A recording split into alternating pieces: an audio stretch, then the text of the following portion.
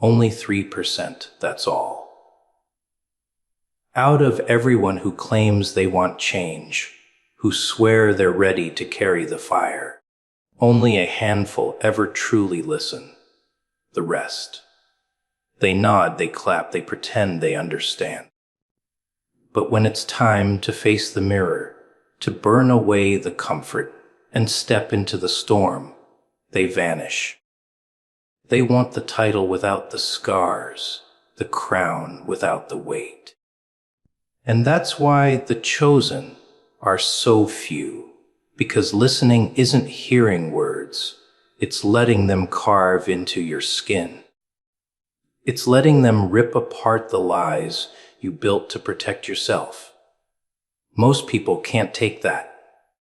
They close their ears, they hide in the crowd, and they call it living. But the 3%, they don't run, they don't hide.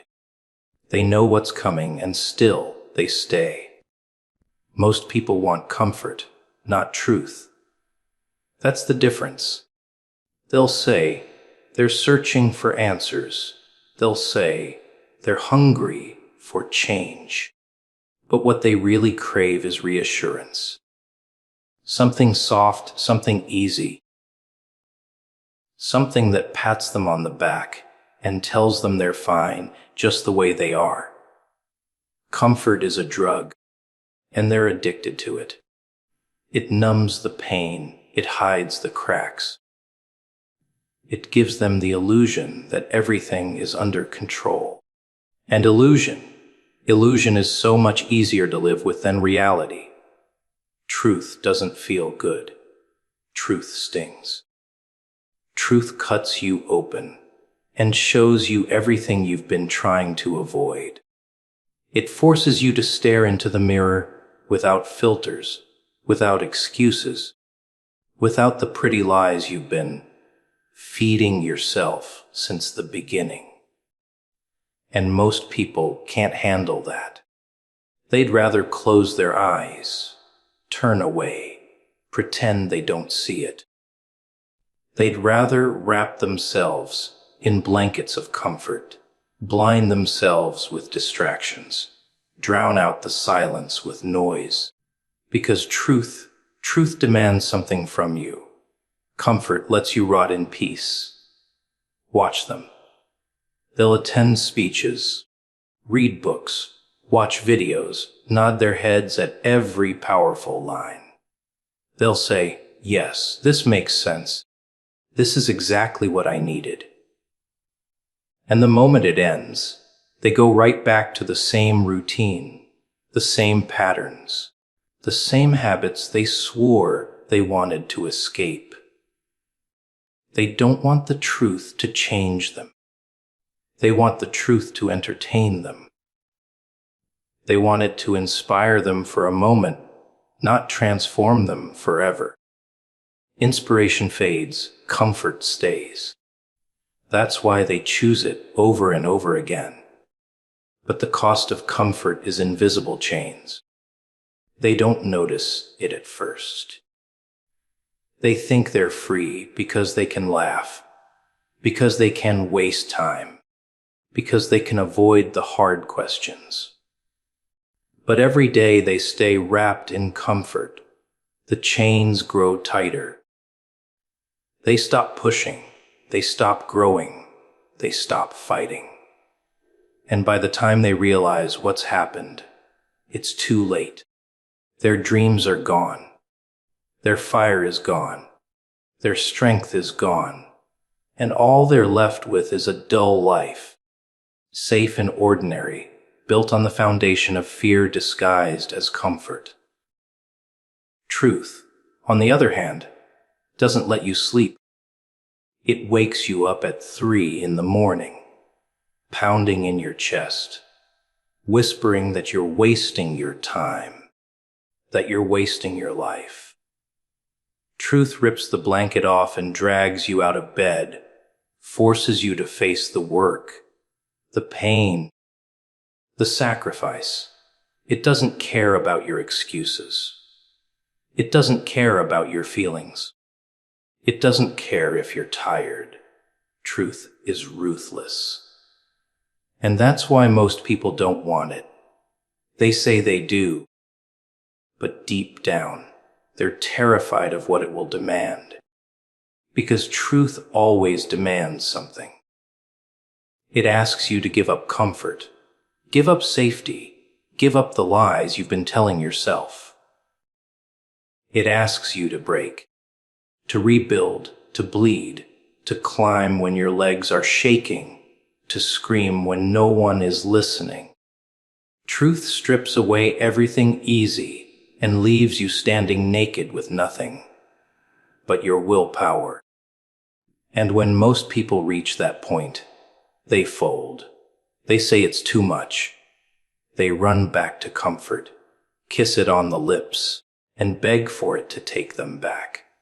And it always does. Comfort is patient. It will always be waiting with open arms to cradle the weak. But here's the thing. Comfort never creates legends. It never creates warriors. It never creates the kind of people who change the world. Comfort creates shadows. Truth creates fire. And the reason so few embrace it, the reason only 3% will actually listen, is because truth feels like death before it feels like freedom.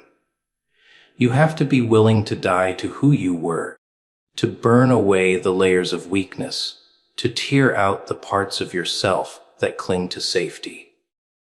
And for most, that price is too high. They'll choose the couch, the distraction, the easy path. They'll choose comfort every single time because truth hurts. And people, they don't want pain. They want numbness. They want comfort. Listening means sacrifice, not just hearing. People confuse the two all the time. What's think nodding their heads, clapping their hands, repeating a few powerful lines means they've listened. But listening, real listening, isn't passive. It isn't a performance. It's violent. It shakes your foundations. It claws at your skin. It forces you to strip away everything comfortable. Hearing is easy. Listening is sacrifice. Most people don't want to sacrifice. They want the thrill of words without the weight of action. They sit in front of truth like it's entertainment, like it's just another show to distract them for a while. They love the energy, the fire, the rhythm of it all. But when the words demand they get up, change something, cut something out of their lives, let something go, they freeze. Because sacrifice means pain. Sacrifice means loss. Sacrifice means killing off parts of yourself you've been protecting for years. And most people are too weak to bury their excuses. When you listen, truly listen, something inside you dies. The lazy version of you, the cowardly version of you, the one who makes excuses every time life gets difficult.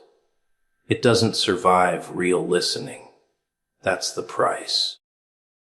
You can't hold on to the old you and claim you're listening at the same time. You can't cling to comfort while pretending you've accepted the truth.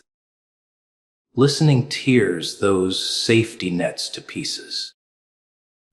And the moment you let the words sink in, the moment you let them carve into your mind, you realize that nothing will be the same again.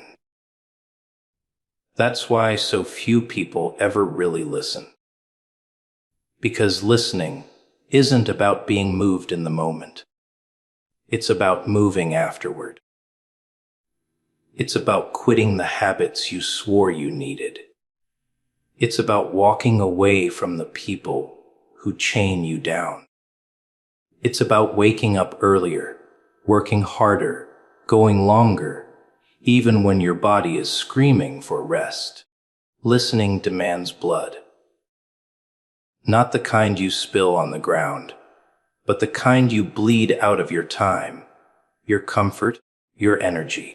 Listening drains you because it forces you to pour yourself into becoming something more than you were yesterday.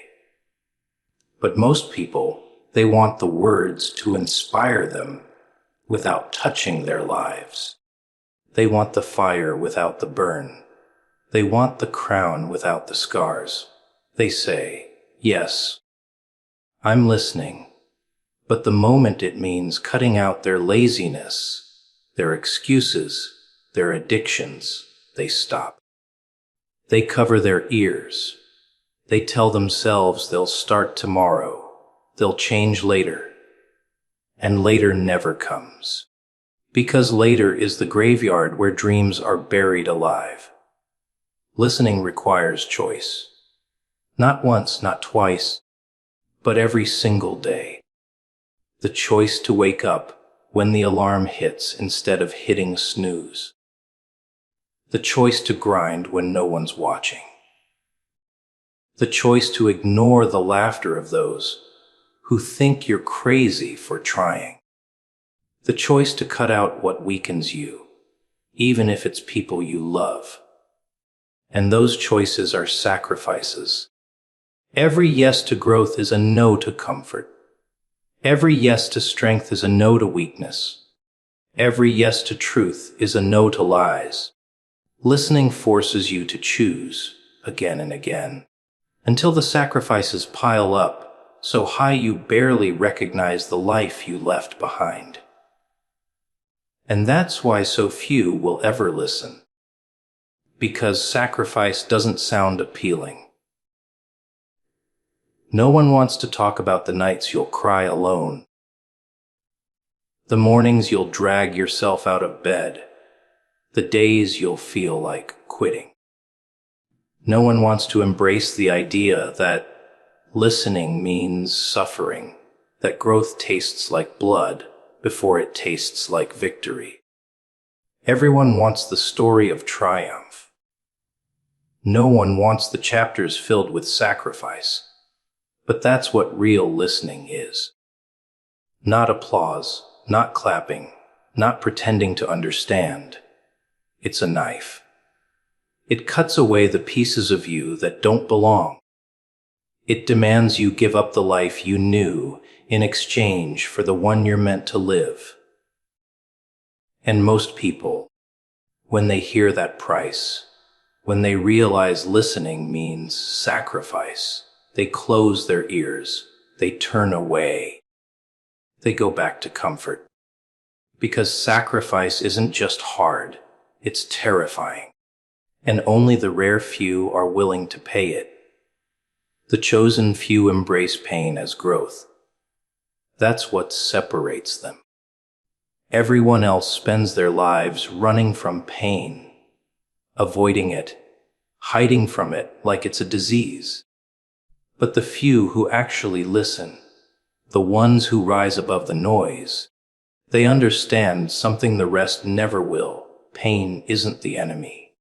Pain is the teacher. Pain is the sculptor. Pain is the fire that burns away the weakness. Most people flinch at the first sting. They pull back when life cuts them. When things get uncomfortable, when the path gets steep. They see pain as proof they should stop. Proof they're not meant for this. Proof that destiny isn't on their side. But the chosen, they don't see it that way. They look at pain and say, good, this means I'm in the right place. Because pain shows you the truth. Pain strips away the illusions. Pain reveals what you're made of. Think about it. Nothing worth holding ever came without pain. Muscles don't grow without tearing. Diamonds don't form without pressure. Strength doesn't come from comfort, it comes from wounds. But try telling that to the masses. They'll nod, they'll smile, They'll agree with the words, but when the real pain hits, they'll fold. They'll crawl back into comfort. Call it balance. Call it self-care. Anything to justify their retreat. They don't understand that every moment they run from pain, they're running from the very thing that could have built them. The chosen few are different. They don't just endure pain. They embrace it. They take it in, let it cut, let it scar, let it shape them. They learn to live with it, breathe through it, even welcome it. Not because they enjoy suffering, but because they know suffering is the toll you pay for transformation. Every drop of sweat, every tear, every late night with no applause and no recognition. That's the real currency of growth. Pain is the proof that you're changing, and pain has levels. At first, it's physical. The aching body, the sleepless nights, the exhaustion that makes your hands shake. Then it becomes mental. The doubt, the fear, the voice in your head telling you you'll never make it. And then it goes deeper. Emotional pain. The loneliness of being misunderstood. The isolation of walking a road most will never dare to step on. The chosen few don't escape these layers. They walk through them. They let each layer carve away the weaker parts until only something unbreakable remains. The irony is, most people spend their lives chasing pleasure, thinking it will bring them happiness. But the chosen few know the secret. Pleasure is empty without pain. Joy means nothing if you've never tasted suffering. Victory means nothing if you've never been on the edge of defeat. Strength means nothing if you've never been broken. Pain gives everything its meaning. Without it, life is shallow. Without it, growth is impossible. And here's the cruel part: pain doesn't ask for permission. It comes whether you want it or not. But the difference between the majority and the chosen is how they respond. The majority curse it, avoid it, try to drown it in distraction. The chosen look it in the eye and say, "Teach me." They let it carve lessons into their skin. They let it sharpen them. They let it burn them down to ashes, knowing that ashes are where rebirth begins. Pain isn't there to destroy you. It's there to strip you down to who you really are. The chosen few know this. They stop asking, "Why me?" and start asking, "What is this building inside me?" They stop running from it and start running with it. And in that choice, they rise. They become the rare few who don't just hear the words, but live them. Because they understand the truth most will never accept. Pain isn't punishment. Pain is the price of becoming. The majority pretend but never act. They clap the loudest, they shout the words. They nod their heads as if they found some hidden truth. But once the lights go out and the noise fades, nothing changes. They go back to the same patterns, the same excuses, the same soft little cage they built for themselves. Pretending is easy. Acting costs too much. That's why most people are addicted to the performance of change instead of the reality of it. Watch them closely. They'll talk about their dreams. They'll post about their goals. They'll decorate their walls with motivational quotes. They make it look like they're chasing something, but in reality, they're standing still. Because talk is safe, symbols are safe, pretending is safe. Real action means risk. Real action means sacrifice. Real action means failure is now a possibility. And people would rather look like they're moving forward than actually move forward and risk falling flat on their faces. It's everywhere. They hide behind words like a someday and a soon. They promise themselves they'll start tomorrow, but tomorrow never comes. They promise the world they'll change, but they never leave the comfort of routine. They like the feeling of being seen as someone with ambition, but they don't like the pain of actually chasing it. Pretending gives them the illusion of progress without ever demanding the blood, sweat, and tears that progress requires. And here's the truth. They're not lying to you. They're lying to themselves. They convince themselves that reading is the same as learning, that talking is the same as doing, that planning is the same as building. They trick themselves into believing motion is the same as progress. They'll spend weeks, months, years circling the same ideas, dreaming about the same future, but never taking a step toward it. They wear the mask of action while standing in the same spot, afraid to move because moving means they'll have to face the truth about who they really are. Pretending is comfortable. It gives them applause without effort, praise without sacrifice. People pat them on the back for their words, their plans, their promises. And for a moment, they feel like they've already achieved something. That's the trap. They get addicted to the illusion of achievement. They feed on the recognition of their intentions instead of the results of their actions. And once you've tasted that fake reward, it's easy to stay stuck in it forever. But the cost of pretending is brutal. Years slip away while they're busy looking busy. Dreams rot in the corner while they're rehearsing speeches about what they're going to do. The clock keeps ticking. And while they're wrapped up in their little show, life keeps moving on without them.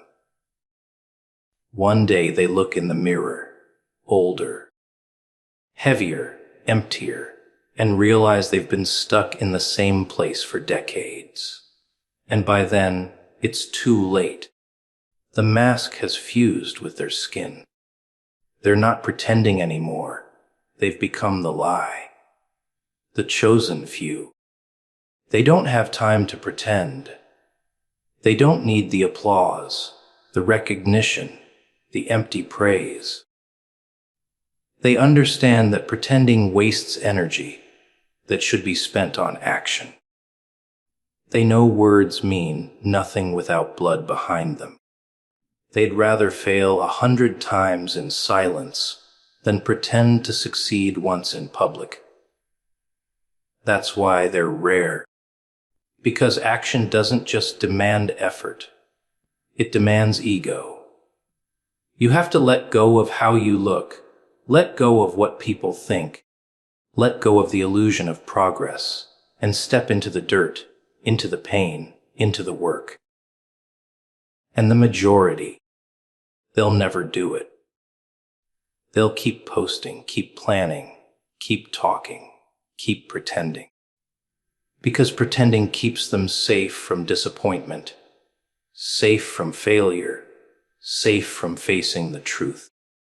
Pretending is their shelter, their comfort zone, their mask. And masks are easier to wear than scars.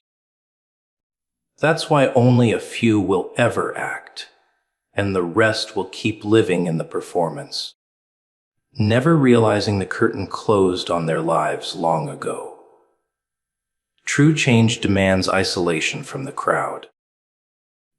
Not the kind of isolation where you're locked in a room, but the kind where you walk among people and still feel miles apart. Because the crowd doesn't want you to change. The crowd wants you to stay the same, to move with them, to blend in. The moment you decide to break free, you're no longer one of them. You become a threat to their comfort, a mirror that reflects their weakness, and they'll do everything they can to pull you back down. Look closely. People cheer for change when it's far away, when it's abstract, when it doesn't touch their little world. But when someone they know decides to change, suddenly the cheers turn to whispers, the support turns to doubt, the smiles hide envy. They'll laugh at you, mock you, call you crazy, not because you're wrong, but because you dared to do what they're too afraid to attempt.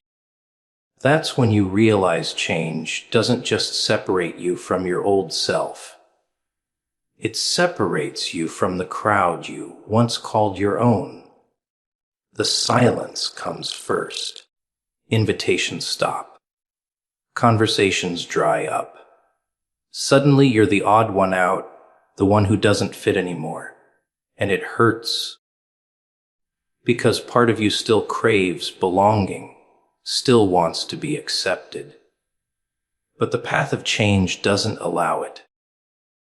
To step into your true self, you have to step away from the noise, from the approval, from the comfort of numbers. You have to embrace the fact that your road won't be crowded, it'll be lonely. And in that loneliness, most people collapse. They crawl back to the crowd just to feel the warmth of company, even if it means suffocating their own growth. They trade their fire for acceptance, their freedom for applause, their future for the comfort of the familiar. That's why so few ever change, because change is exile. Change is standing alone in the cold, while the rest sit by the fire telling themselves they're happy. The chosen few. They walk into that exile willingly. They let the silence sharpen them. They let the whispers fuel them. They learn to build a fortress inside themselves so they don't need the approval of the crowd. They take the pain of isolation and turn it into strength. Because in isolation, you see clearly. Without the noise, you finally hear your own voice. Without the crowd, you discover who you really are. And isolation isn't just physical, it's mental. The way you think begins to set you apart. While the crowd chases comfort, you chase growth. While they hide from pain, you embrace it. While they cling to excuses, you tear them apart. The more you change, the less you fit, and the less you fit, the more alone you become. But that's the price. The path to true change doesn't run through the crowd. It runs away from it. You'll feel the weight of doubt pressing in. You'll feel the sting of being misunderstood. You'll feel the ache of walking alone when every part of you wants to turn back and join the others. But that's the test. The ones who keep walking, who endure the loneliness without letting it break them. They become something the crowd can't touch. The crowd may have numbers, but the chosen have depth. The crowd may have comfort, but the chosen have transformation. Isolation is the furnace. It strips away the need for applause. It burns off the weakness. It hardens the will. The crowd will never understand it, and that's the point. Change was never meant for everyone. It was only meant for the few willing to walk alone, to let the silence shape them, to embrace the exile as the proof that they're becoming something the crowd could never be.